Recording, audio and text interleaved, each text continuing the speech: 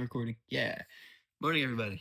This is Jeremiah with Man with the Mug, and I am very glad you're here. Trying not to spill the coffee mug.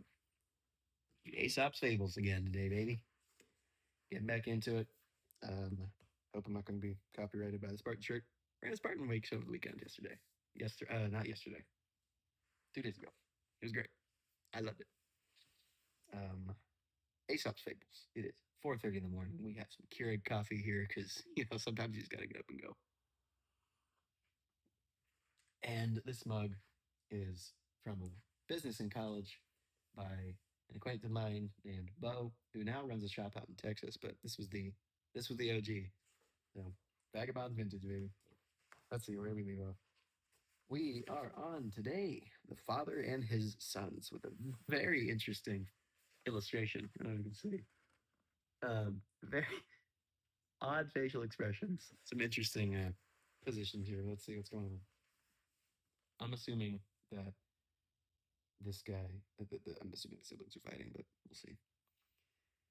Father and his sons.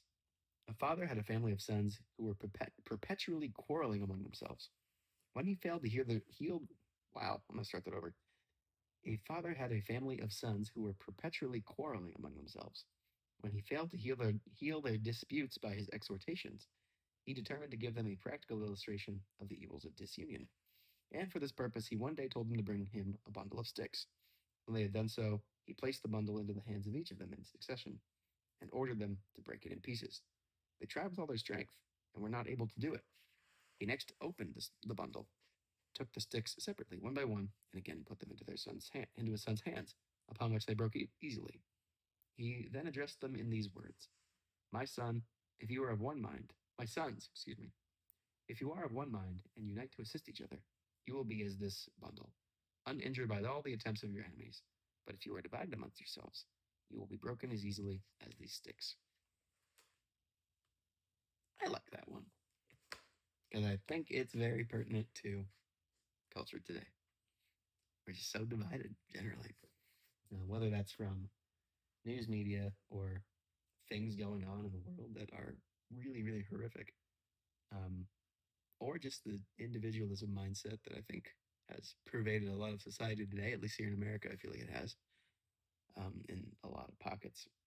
It can be disheartening, and it feels like we're all just kind of against each other for one reason or another. At the end of the day, maybe it sounds naive, but we're all human. We're all figuring it out. No one quite knows what's going on, 100%. I think if anyone claims to be 100% sure what's going on today, they're lying, or they're trying to make money, or both.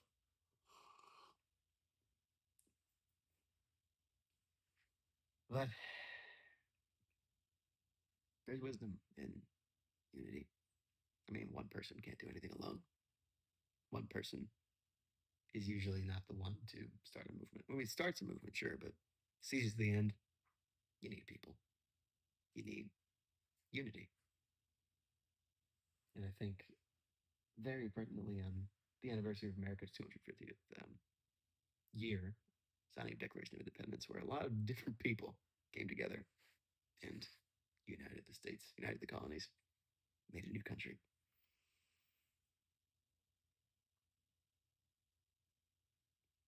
Might sound naive, but I think now is the time to unite more than ever, regardless of race, color, confession, creed.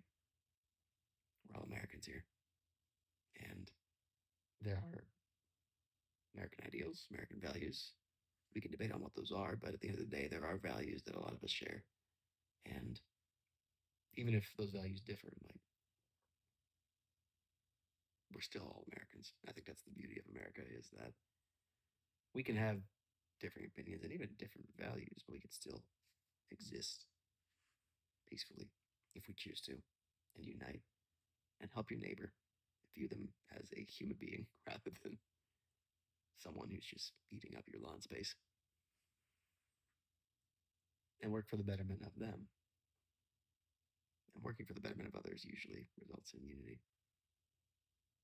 Who knows where I'm going with that, but